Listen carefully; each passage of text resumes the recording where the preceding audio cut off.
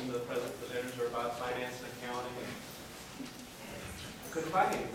And then someone led me to, well, why don't you start looking for tech ethicists or cyber ethicists, and everywhere, all over the web is David. And so he's highly involved. I mean, the big companies call him dealing with ethics and digital citizenship. He has a blog, and he's on Twitter as Tech Ethicist. So I'll just turn it over to David. All right, thank you. How's everybody doing? Good. Does the sound all right?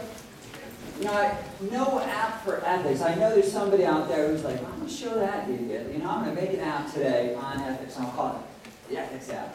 But it's raining outside, kind of miserable. I arrived yesterday from the wonderful state of Connecticut. Oh, am I kidding? The state of Connecticut. And it was a beautiful day. Today it's raining. So who forgot their umbrella today? Everybody forget their umbrella? All right. So staying over at the Greeley guest house. And I have to get here. Zach, stand on stage. I have to get mic'd up. Well, let's imagine I jump into a taxi.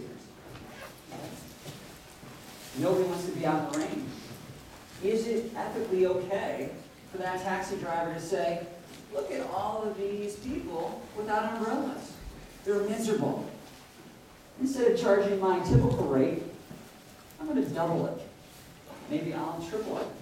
What do we think? You can just shout it out, no need to raise hands. Is that okay? Is that okay for my taxi driver to say, that guy is getting drowned out there, looks like a wet rat. I'm going to pick him up, but I'm going to double the price that I normally charge. What do you think? Is that okay? Why not? Aren't you a free market capitalist? Isn't this the United States of America? Why can't that taxi charge whatever he or she wants to?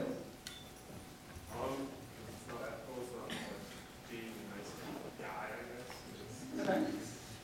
Is capitalism nice? Okay. Who thinks it's okay for that? It's what we call surge pricing. You think it's okay? Why do you think it's okay? It'll balance itself out in the long run. Okay. What if there's a major storm? It's not just rain. A major storm. Like, let's say I'm out in California. There's an earthquake. I need to get to my loved ones. Right? I get a text message from my wife. She says, David, come quickly. And I say, I don't have a car. I got smashed by a rock. I need to jump in to this car. It's an Uber. And they say, my God, what a brilliant moment. This is like a movie. But instead of the rock, they have me. Slightly different than a rock. And I'm going to triple the price. So you're saying that will even itself out? Yeah, storm is not going to last forever. Okay. So do we view transportation, though, in a different light than, let's say, concert tickets? Right? Remember a few years ago, I was at a concert. It was an all-day festival. It ended up being extremely hot. And everybody is just dying from the heat. Didn't rain. People wished it was like today and it would rain. And what they did is they charged $6 for bottles of water. People were upset. Should they be upset? So you're saying, under your logic, you'd say no, right? Because I don't have to buy that, right? Yeah. I think eventually, if the business is going to conduct itself that way, it will present itself in the bottom line. They won't continue to be in business. So there's something that. Okay. It's a good point, right? So you're saying that the I think it comes down to, do you find ethical to use other things so much as you find actually need? exactly, right? So that's the idea that tends to get thrown out there is, does it seem unethical because it's opportunistic? Years ago, every time there was a war, we call it war profiteers, like profiteers. And we really find that, and it's kind of horrendous that you're taking a tragedy and then you're profiting on it. I just want to get everybody into the framework, because that's what we're discussing today. Because our modern, what we call sharing economy, we'll talk about that in the definition coming up. Our sharing economy which is widely discussed with major companies like Uber and Airbnb. Are we familiar with Uber and Airbnb? Is everybody familiar? Anybody not familiar that we need to go over? Well, just generally, Airbnb is setting up a host and a guest who stays there. And then Uber is kind of a ride-hailing app. So you'd be using it, instead of using a taxi, I would be using the app to find a car that's driven by an independent contractor, and that's a little bit of up, but by an independent contractor who would pick me up and then charge me, and then Uber, as that app, as that conduit, would take up to 30%. Uber now, does anybody know what they're valued at? Here they are, just an app, right?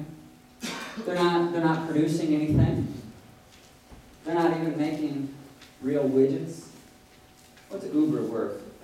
You know? Upwards of $42 to $50 billion valuation.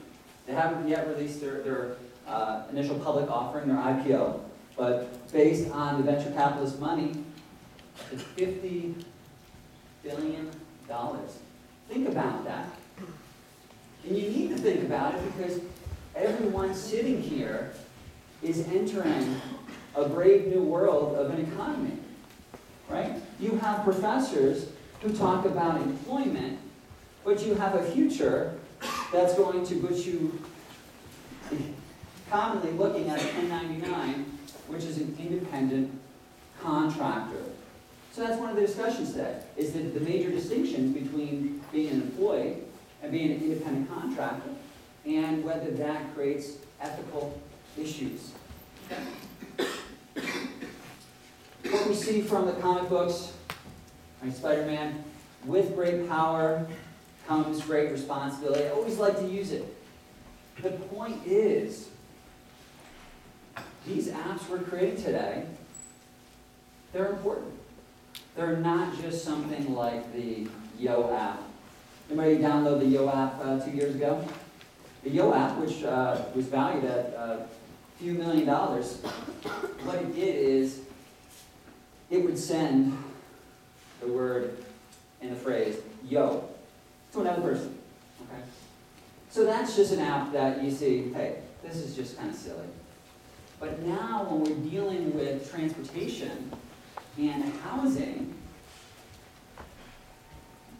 that's the human experience, right? What's more important than somebody staying at your house? I mean, think about that for a moment. Does anybody here know me personally? No, nobody knows me personally. So, does everybody want to stay at my house? Okay. Well, isn't that the premise of the sharing economy? It's saying, I don't know you from Adam, but I'm going to stay at your house. I'm going to clean out a spare room in my house, and you're going to be staying there. Okay? Hopefully I'll have clean sheets, a comfortable bed, but that's the premise. I want you to start thinking about all the pros and cons to that, right? Because obviously there's a lot of pros, but what are some of the downsides? Anybody here, who would take me up on that offer? Who would stay at my Airbnb? Who would stay at my house? You haven't seen my house, but it's supposed somewhere in Connecticut, West Hartford, Connecticut. Who here would stay at my house? Okay. Well, thank you. You know what? I wouldn't stay at my house. You know why? Because my wife Leslie said to me recently, she said, David, our smoke alarm hasn't been plugged in for 2 years. Right? So think about that. Think about that for a minute. I'm staying at the Greeley house, guest house. If you're staying at a hotel, what is that cost of doing business? Think about all the regulation, all the people that come in and say, is this handicap accessible? Is this up to snuff, fire code wise? Would you get sued if there was a violent activity in this hotel? Do you have security? Are there security cameras? What happens in those cases? Right?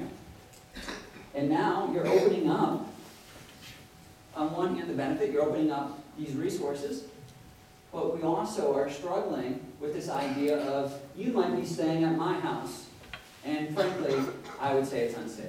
Right? So that's the brave new world that we're in. The main point that we want to think about is, can these tech companies, can they handle that responsibility? Think about somebody that we all know, like Zuckerberg, Zuck. That power that he has with creating Facebook. Think about all of those changes of society that that's bringing. It's changing the way we communicate, how we make friends, who is a friend, how we post things. That's a big responsibility. And really what we want to think about is, can we handle that? And who should handle that? Do we need other voices? Because we might forget that in life. Think about how much regulation you go through. Walk through the halls here. Consider all of the regulation that's taking place.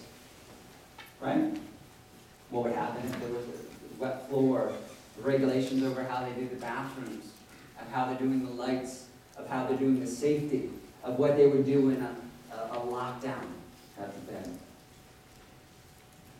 And how does this change when we open it up to this kind of more libertarian type of structure?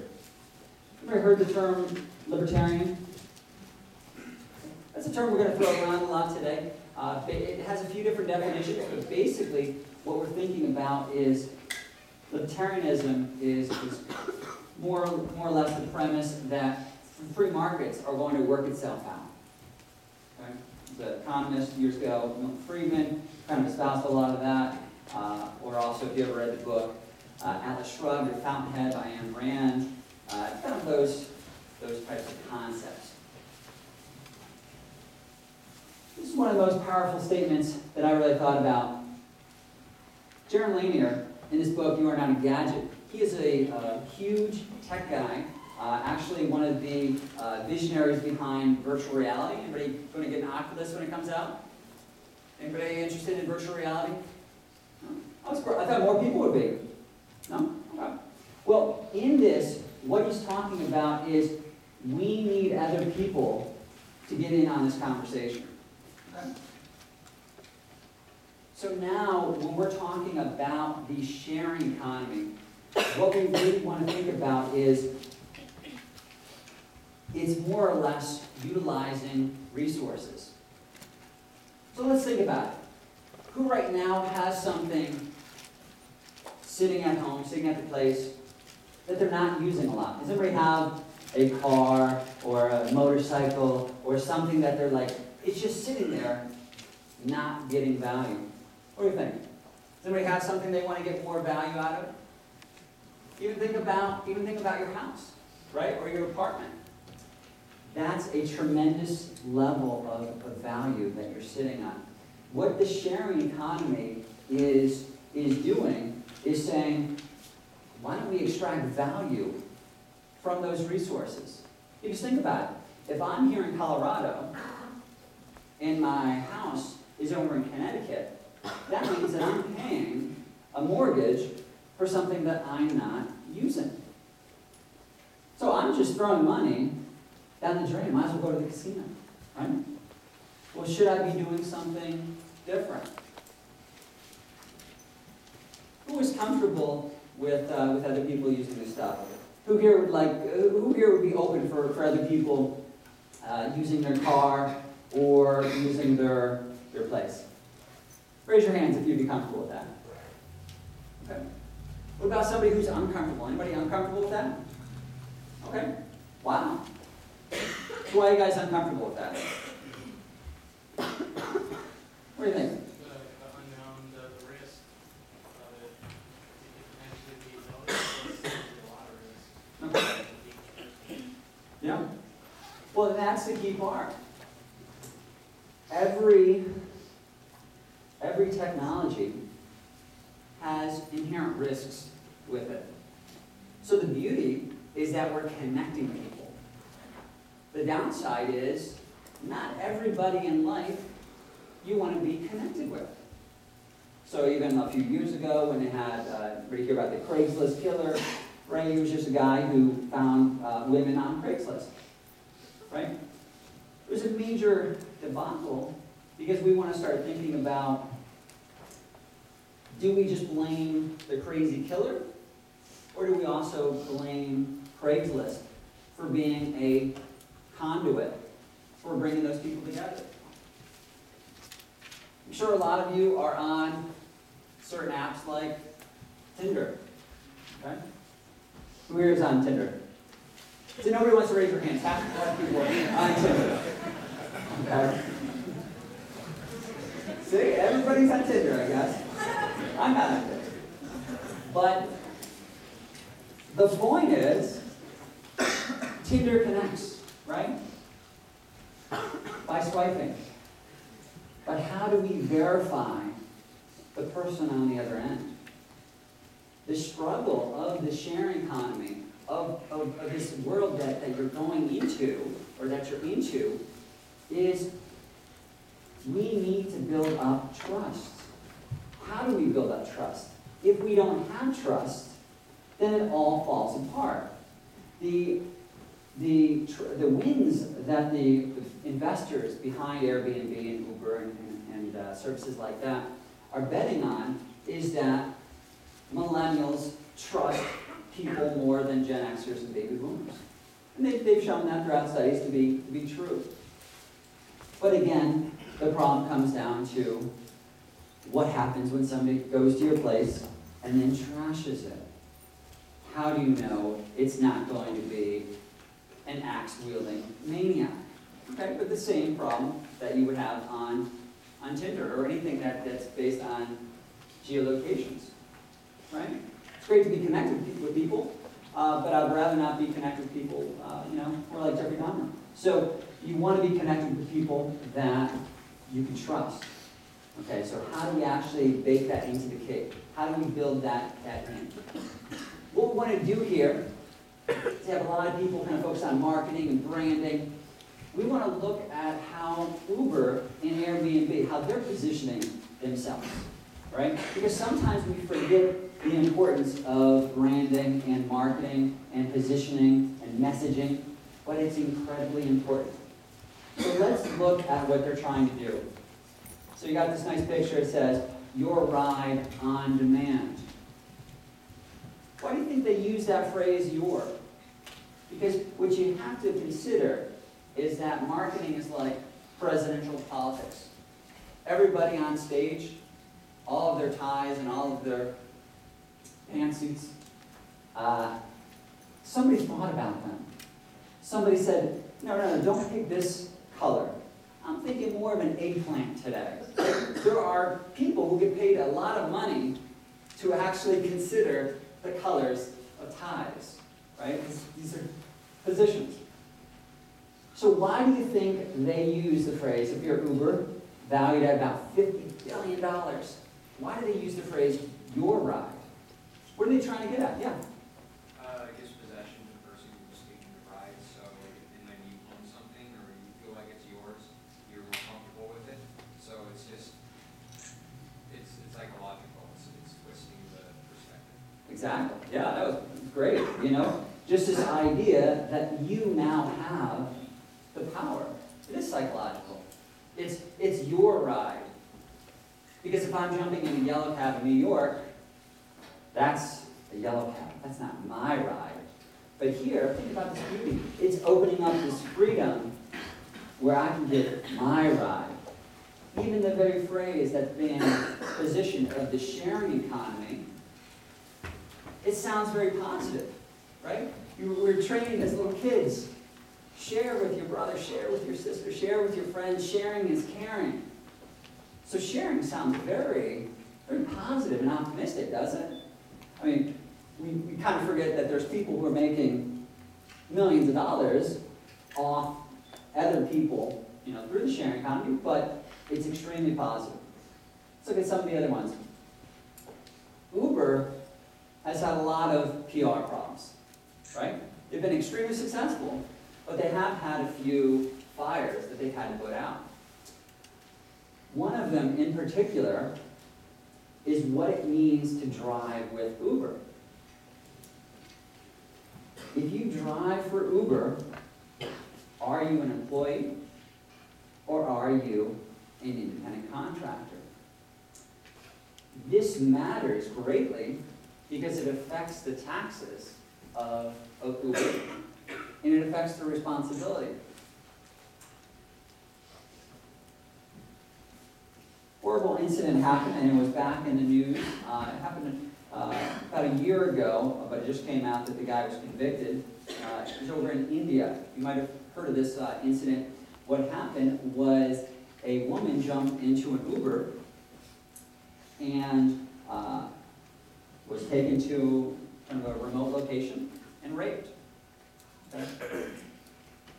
The downside, and the reason why this became a nightmare, outside of the personal tragedy, became a nightmare for the company, Uber, is because the individual had a previous sexual assault on his background. But different than a taxi cab that would do very kind of thorough background checks, Uber is based on, again, more free market system where it's going to even itself out. As I said before, right, if somebody's not doing a good job, then we come up with systems to rate them. My driver is bad, I am going to give him or her a 1 star, right? Think about how often we do that. Does anybody use services where you rate other people, right? Or if you buy something off of eBay, you didn't send me. You know, I wanted to get, you were ordering a t-shirt. It was 3 days late, so I'm going to give you a low 1 star, right? The idea is that can we shift the popularity of a person or an entity based on this rating? Does that give us that freedom?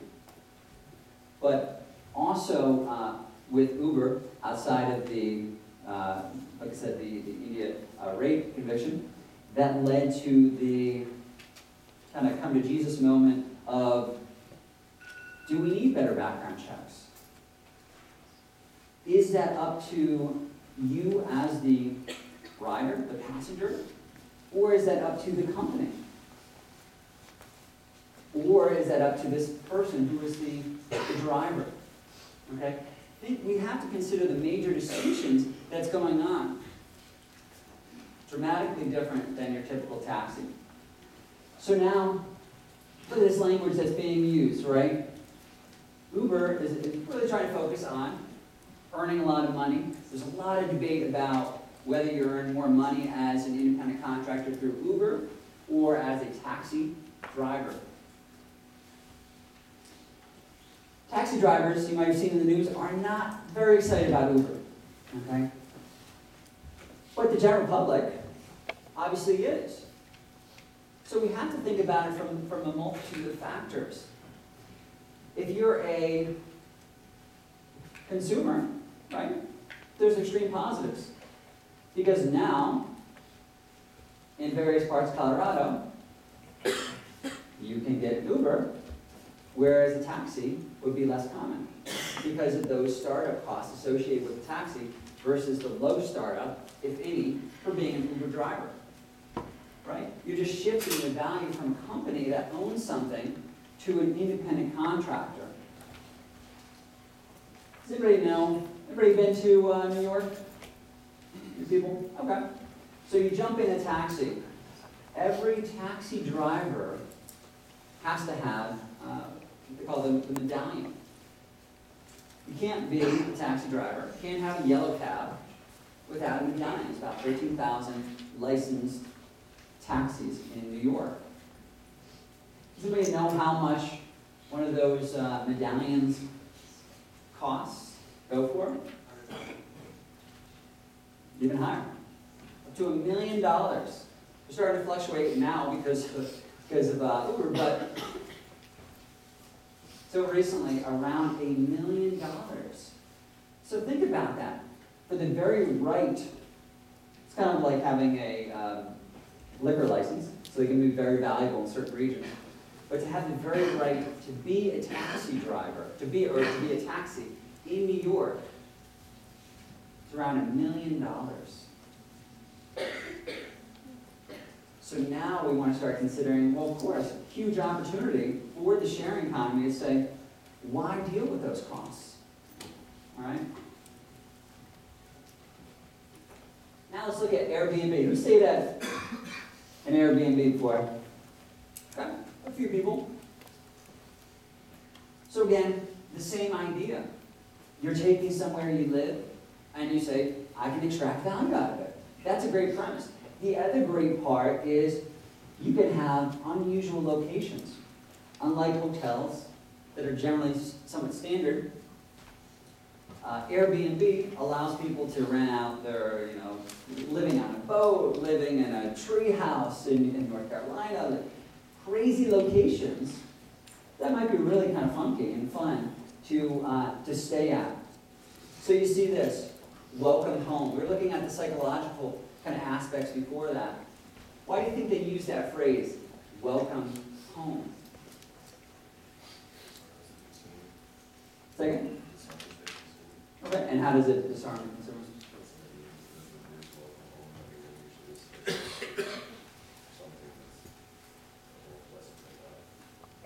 Okay. Yeah, the idea is home is where the heart is.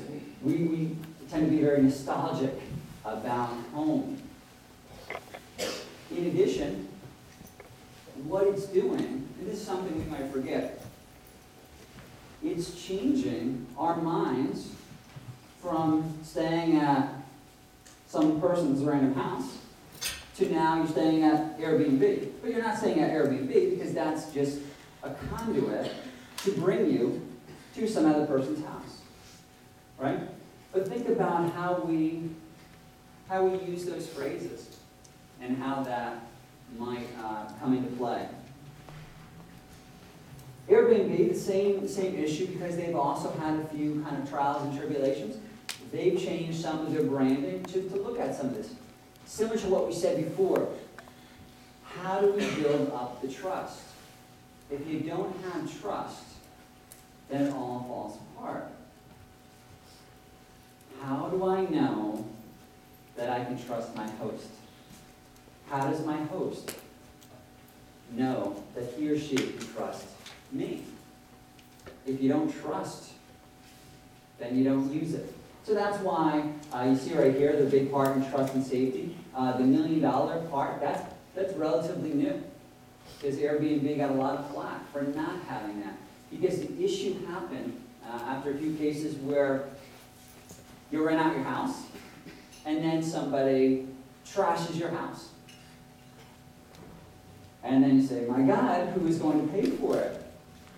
Well, do I go after Airbnb? Do I try to find the people who trashed the house? What if I go after the people who trashed my house and they just file for bankruptcy? Right? Anybody can file for bankruptcy. My neighbor 50 Cent filed for bankruptcy recently.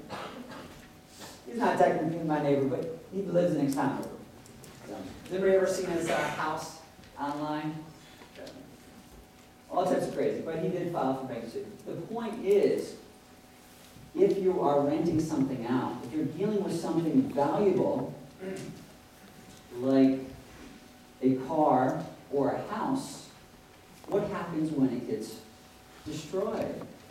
Okay? Let's imagine today I get inspired. I say, you know what? Screw this, I'm going to be an Uber driver. So I decide to position myself right outside of college, and then, not that anybody drinks here, but I say, you know what? I'm going to position myself outside the bar, and then when people are coming out of the bar, I'm going to drive them around, and I'll make some spare change, and I'll go on a nice vacation. Sounds good. Let's do it. Okay? Here's the problem. Occasionally, when people drink, they sometimes throw up. Okay? So now, I've got somebody who just yacked in my car. These are the concerns we want to start thinking about. So if somebody throws up in my car, who do I go after? Right? Do I go after Uber? Do I say, let me find this Mr. Uber who's worth $50 billion? Do I go after the person? Do I deal with the insurance company? That's the major struggle that's going on. Because what has happened is these apps and the sharing economy is moving at 100 miles per hour. And a lot of it's extremely exciting, extremely beneficial, right? Great for us as people to experience, to move around, to stay in fun places. The problem that we're getting into is, what are the rules and regulations around that? What do we need to do to change those? Or do we have too many rules and regulations? Are we over-regulated as a society? Right? I'm an attorney. People always tell me society's over-regulated. And that they hate attorneys. But that doesn't hurt my feelings. Because I'm an attorney. I don't have feelings. So, the point is, how do we change those regulations? So, let's imagine you have an apartment in New York City. Somebody on the way, when I landed in Denver, said, geez, it's a lot cheaper to live out in Colorado than New York. It's true. You know what the average price right now for an apartment in New York is? $1 million. Crazy expensive right now.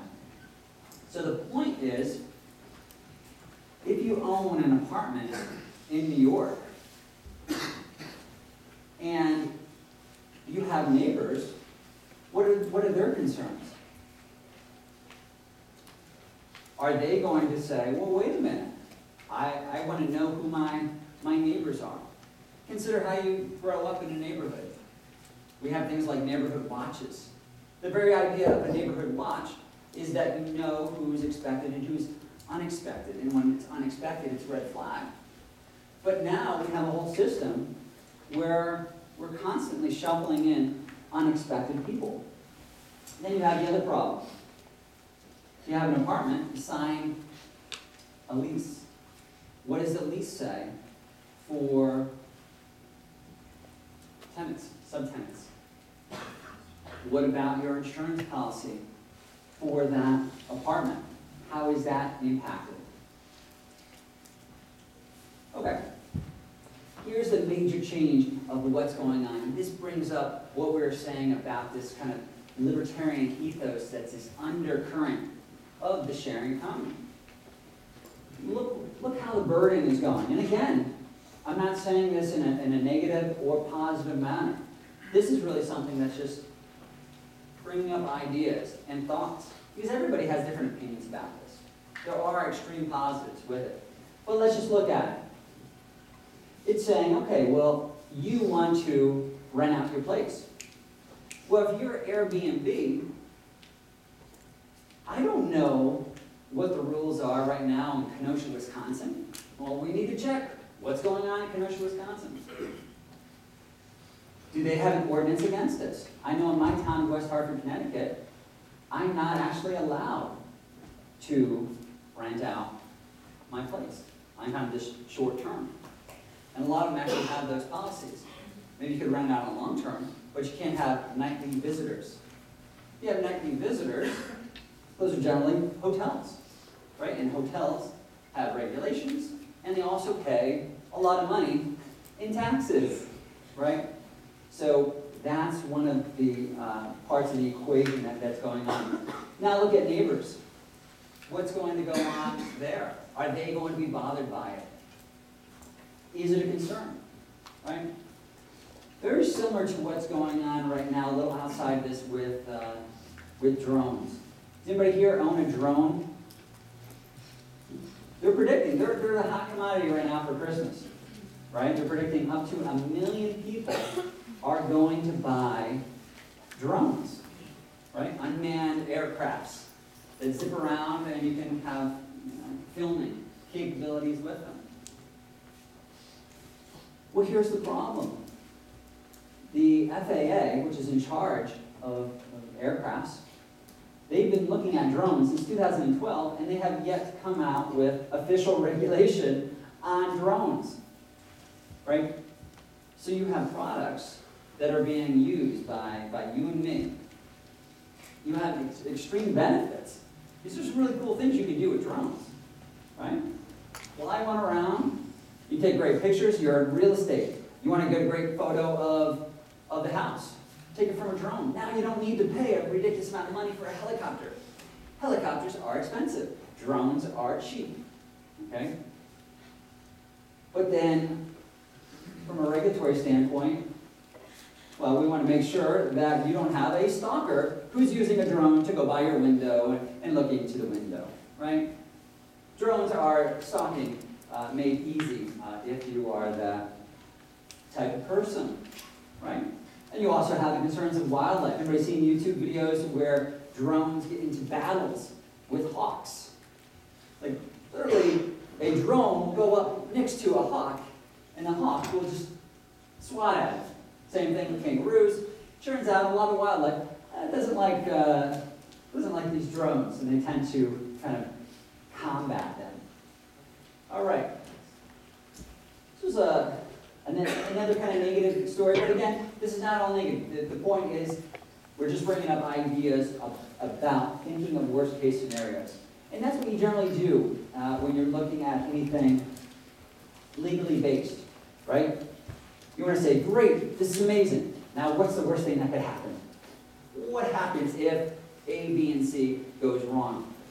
In this story, which got a lot of news a few months ago, it's an individual who had a very positive relationship or positive experience overseas with an Airbnb, and then he was in Spain, Madrid. He stayed at Airbnb. Things got a little weird. What happened was the person who he was staying with, decided to lock him in a room and say he can't come out unless he submits to this person's sexual overtures. And if he refused, then he's going to be kicked out and stay on the streets of Madrid without his luggage. In addition, while he was locked in the room, he heard a lot of knives being rattled around in the kitchen. That kind of freaked him out, right? It sounds kind of like a horror movie that we might see on the weekends, right?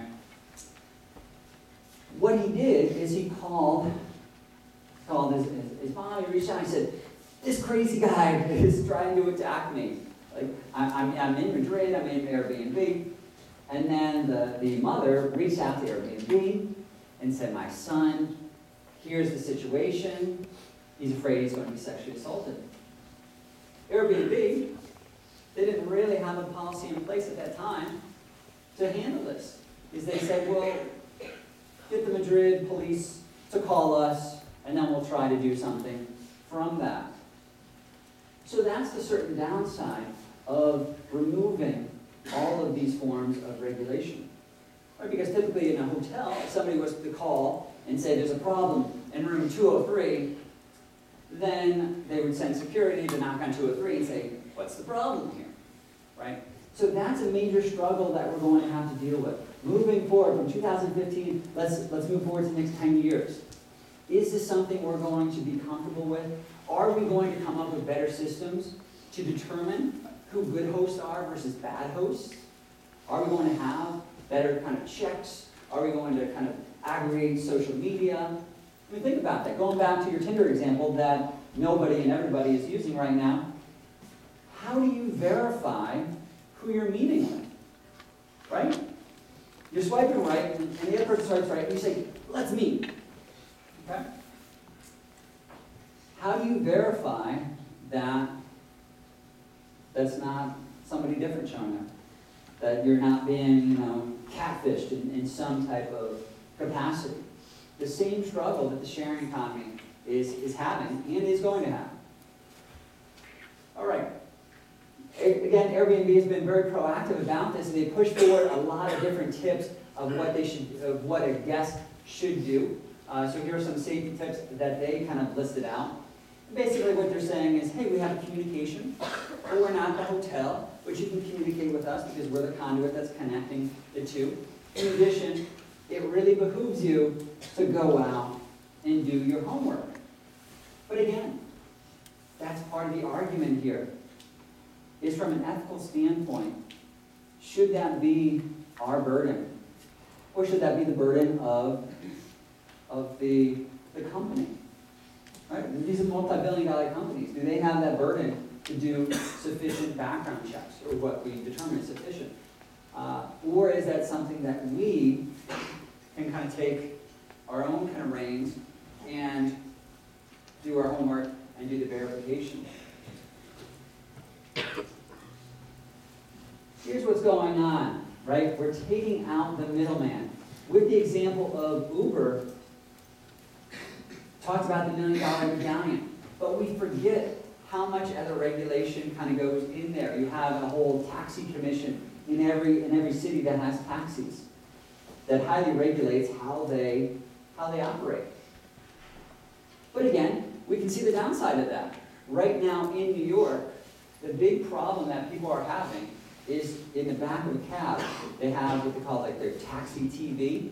So you enter in a yellow cab, and the TV comes on, and it plays ridiculously annoying commercials and movie previews and unfunny little segments. Okay? That annoyed consumers. Consumers said, we hate this TV. But consumers didn't have the power to change that because it was actually decided based on the commission that was kind of overseeing the taxis. So in that situation, consumers were kind of losing. And some people were arguing that that's actually what was building up the demand for Uber. Uber had cooler cars, people without annoying TVs in them, right? That we as the general public, we desire that level of control. There was actually a taxi driver who would pay people to turn off the TV. He got so annoyed with it. He said, I'll discount your fee. I'll discount the trip if you turn off that TV. Because think about it, he was driving around hearing 5-minute loops throughout his entire 10-hour shift. So I think he was going a little mad. But the argument right now from an ethical standpoint is we have an up to $50 billion company with Uber and an Airbnb and other parts. But are they benefiting unfairly, potentially, based on the fact that they are not having to pay for a lot of these regulations? They're not paying in terms of a lot of the taxes and the oversight and the safety features. So the same thing when I was at the Greeley Guest House. Is that, no, stop here right now. At the Greeley Guest House is you could compete with them. But how does that impact them? How does that impact their livelihood? All right. So now, going back, we mentioned this briefly. We have just a few more minutes. With the rating system, what are the unintended consequences? Because unlike typical rating systems online, we don't just rate the driver. The driver rates us. I mean, think about that for a minute. Service like rate my professor. You rate your professor. Wouldn't you love it if the professor also rated the students outside of the grades, but actually said, this student, I didn't like how they were dressed. They annoyed me one day. And imagine that. Is that the society we want? Right? So what do we think? What do you think the downsides of this system would be? Because obviously there's huge reasons for having a rating system. If you're Uber, you want to make sure that you only have good drivers, and that if you're below a certain rating, right now it's about 4.6, if you're below that rating, tend not to continue on. Because you're an independent contractor, right? But now from a passenger standpoint, let's imagine you were poorly rated as a passenger. Is that fair now that other Uber drivers who are seeing your rating say, you know what, I'm not going to pick up this person because look at the rating. I'm just going to skip on past them. What do we think? Is that the free market in action, or is that ripe for discrimination? I think that's fair, because if we can discriminate against whatever driver we have based on their rating, then why can't the driver discriminate against us as passengers?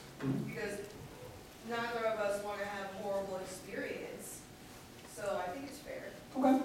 So what if you had a bad day one time, and I'm your driver, and to be honest, again, I told you not to stay at my house. I'm going to also tell you, don't jump in my car because, truthfully, I'm a horrible driver. Seriously, I'm surprised I'm not dead yet from driving. So I try to walk as much as I can. So let's imagine I got lost a bunch, and now I'm thinking, okay, you're going to give me a terrible rating, and then you're in the back, and you have to get to this important meeting, and you're like, come on, what are you doing? Do you know how to drive? Why are you possibly an Uber driver? Right? So, from my standpoint, I'm going to say, you know what? She wasn't very nice to me. So aren't I going to give you a poor rating? Probably, but as an overall rating, it would work itself. If you have one bad day, but overall you're a good customer, like you're a good... Are you a bad customer? Are you a bad customer, though, for just pointing out the obvious? I'm the idiot who's getting lost. But you're saying, I need to get to a meeting. But I'm saying, you know what? You're not being kind to me, so I'm going to give you a low rating. Because if you need to be picked up, you want a high rating. So is that going to change now your freedom of speech? Are you going to say, I kind of want to criticize this guy, but if I criticize him, he's going to give me a bad rating. If he gives me a bad rating, nobody's going to be picking me up. If nobody picks me up, I won't get to that meeting. Therefore, I'm just going to say everything's good. And that's the issue. And actually, the New York Times writer, Maureen Dowd, had that very same concept. She said because her rating was below a certain point, she couldn't get picked up. Right? And how does that change our freedom? There's even a phrase now, they call it 5 for 5, right? Where you kind of walk out and say, you know what, I'll give you a 5, you give me a 5. Right? So the ratings, even though they have a good purpose, are being diluted by the very fact that there's other unintended consequences and there's other factors at place. All right, to kind of wrap it up, I just want to point out, you can leave it right here, is it's a movie called Wag the Dog, and what the point is that sometimes we can force change to happen. And it seems like from a large extent, the sharing economy, what's happening is they're wagging the dog in the sense that even though they're operating in a complete legal gray area, their very popularity and their very support from the general public, which is being kind of drafted in statements where you can kind of talk to your legislative branch, is going to change the very regulation to then legalize those very actions that were once illegal. Right? I guess the final thought here that we have, as we're closing up, is that we talked about the trust, right? You are the rider, you have to trust the driver. You're staying at a place, you have to trust the host, and the host has to trust you. What we really want to think about, and what I want to leave you at, is what about the trust of those companies that are operating as a conduit? We can no longer say it's just a silly app. It's an app that affects your livelihood, that could potentially put you in danger, but at the same time could get you to your meeting on time. It's an app that has incredible positive and potential negative consequences. So it really behooves us to focus on building that trust for those companies. All right, thank you.